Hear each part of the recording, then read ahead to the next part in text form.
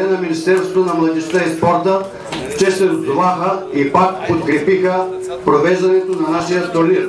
Виждам на среща само авторитетни отбори, но изкушавам се първо да обява и нашите гости, които уважиха нашия футболен празник. И ще започна наред до мене. Госпожа Анита Кондарева, заместник кмет на община Чирпан. Господин Стайко Генов, заместник кмет на община Чирпан. Господин Емил Костадинов, героят от парк Депрен, 17 ноември 1973 година, член на изпълнително на Българския футболен съюз. Господин Павел Ботев Пловдив, бивша легенда на този велик клуб. Господин Димитър Петров, председател на областния съвет на Българския футболен съюз. Следва друга легенда на Ботев Пловдив, Петър Зехтински. Господин Антон Попов, заместник изпълнителен директор на Български футболен съюз, на който лично благодаря за всичко, което направи. Следващата легенда на Ботев Пловдив, господин Марин Бакалов. Господин Христо Мигнат, председател на футболен клуб Чирпан, град Чирпан.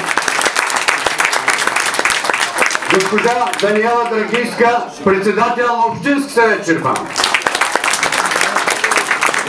Госпожа Ваня Петрова, управител на Центъра за обществена подкрепа, град Чирпан. Госпожа Мария Илиева, началник отдел образование, култура и спорт в община Чирпан.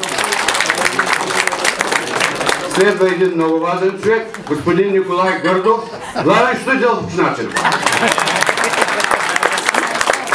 Така и заместник председател на футболен клуб Чирпан, господин Атанас Панев. И започваме с най-приятния момент награждаване. Ще започнем от индивидуалните награди. Най-добър вратар Жулиен Вълков от отбора на футболен клуб Берое.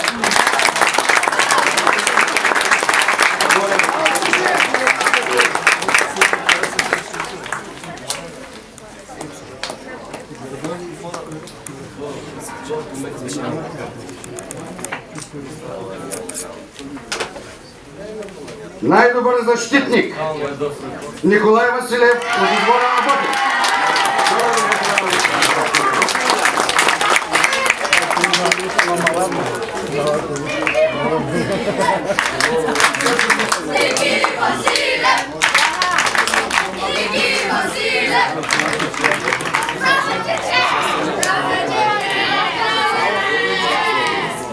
Така, продължаваме. Голмайстор на турнира.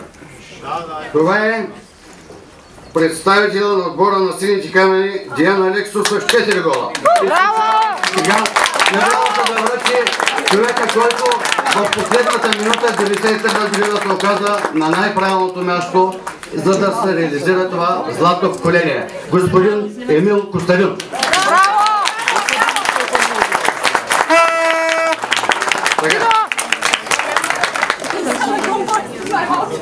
Фактически най-добър състезател на турнира, комплексен, номер 6 от Ботев Пловдив, Иван Ариманов.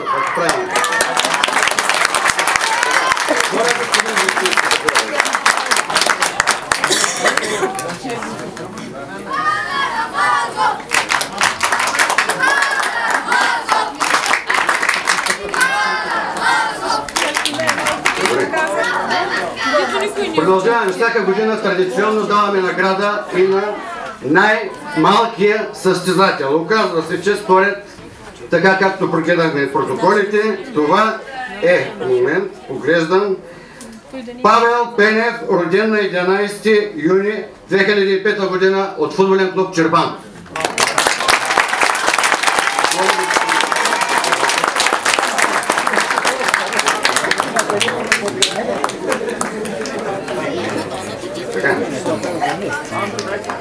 Има и специална награда от фирма RG. Футболни ръкавици да заповядат титулярните вратари на отборите на Чирпан и Бироя. Това е изричното желание. Наградите ще се връчи господин Христо Мигнат, председател на футболен клуб Чирпан.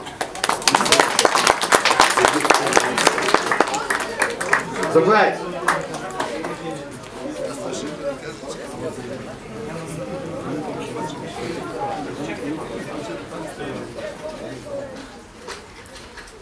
Andrea, я те награждам.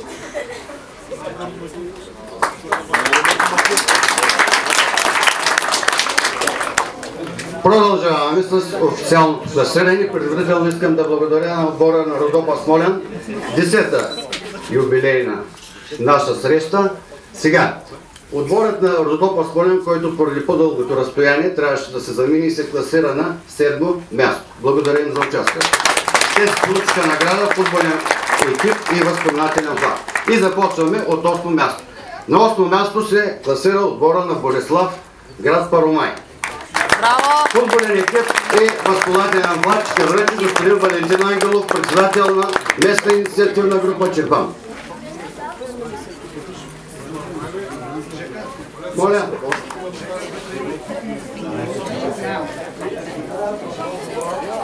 Още един да дадем. По двама да идват за екипите. Двама, че екипи ще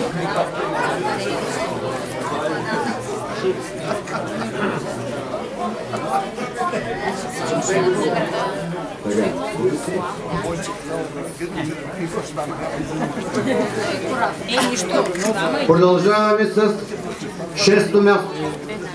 Отборът на футболен клуб Сините камъни от град Сливен. Участват за първи път. Благодаря.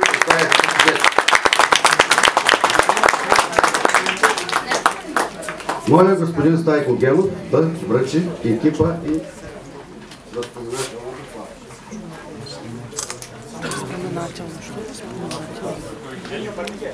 ще не споменават.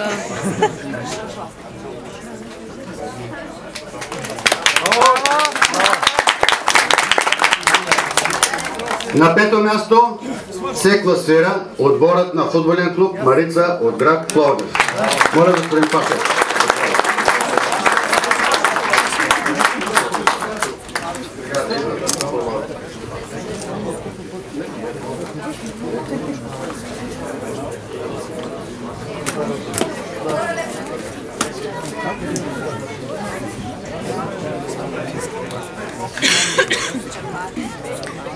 На 4-то място се класира отборът на футболен клуб Чирпан, град Чирпан. Флагче, купа и спортен екип. Моля госпожа Даниела Драгийска, председател на Общинския съвет. Много ясно.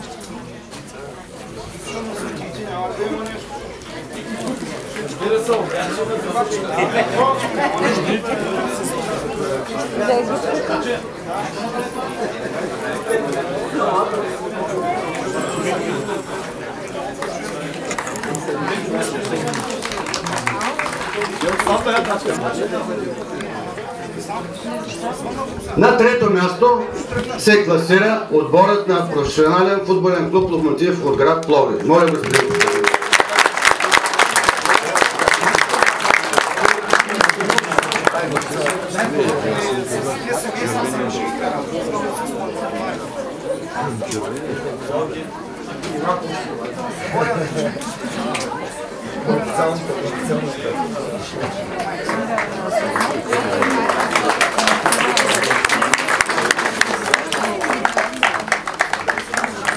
На второ място се класира отборът на професионален футболен клуб Бероя, град Стара Загора.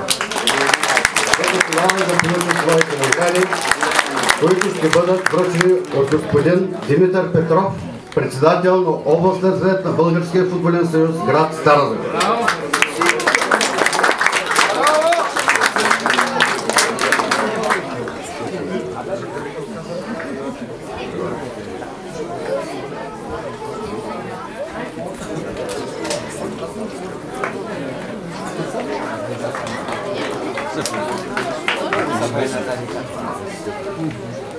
И победителят е Ботев от град Пловдив. Моля да получи слава. Господин Стайко Генов. Да успокои.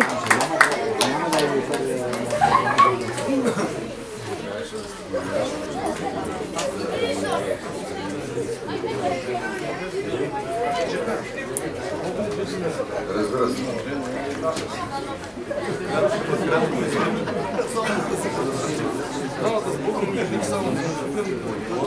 И преди да връчим и големия приз Чирпанска кама, давам думата на господин Антон Попов, заместник изпълнителен директор на Българския футболен съюз, който иска да ви поздрави. Заповядайте.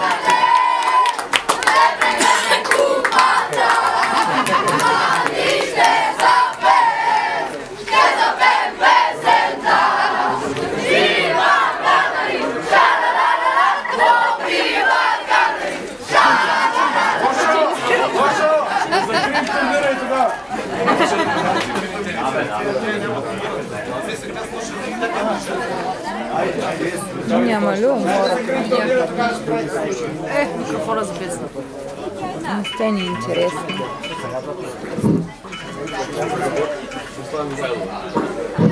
Уважаеми футболисти, уважаеми представители на общината, госпожа заместник-кмет, господин заместник-кмете, уважаеми господин президент на футболния клуб, уважаеми приятели, искам преди всичко да ви поздравя от името на президента на Футболния съюз Борислав Михайлов и от името на министъра на спорта Красен Кралев, благодарение на които усилия правиме тези 50 турнира вече 11-та година на територията на страната и за мое удоволствие едно от местата в последните 4 или 5 години е град Чирпан. Искрено се надявам, че този турнир наистина тук му е мястото и се надявам следващата или последващата година наистина благодарение на общината, на президента, на обществеността в Чирпан този стадион да придобие малко по-добър вид, за да може наистина децата да се радват.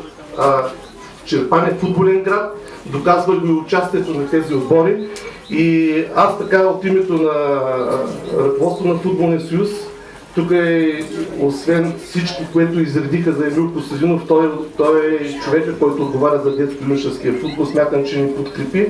Ви обещавам, че в следващите години този турнир наистина ще го направим да бъде един от основните в тази част на България. Благодаря и желая на всички вас преди всичко да завършите учебната година след около месец и половина-два и да не спирате с футбола, за да сте готови за новото първенство. Успех, момчета! Да, благодарим на господин Антон Попов за хубавите думи и кулминацията на награждаването.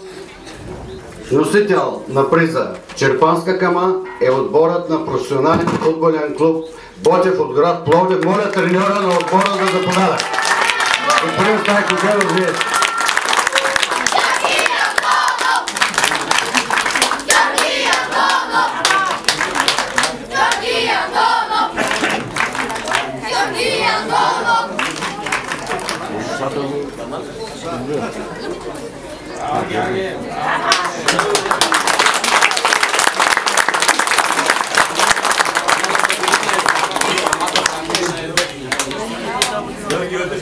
Благодаря на всички за участието. До нови срещи през 2017 година на 11-тия национален турнир Чирпанска кама за подрастващи. Благодаря на всички за участието.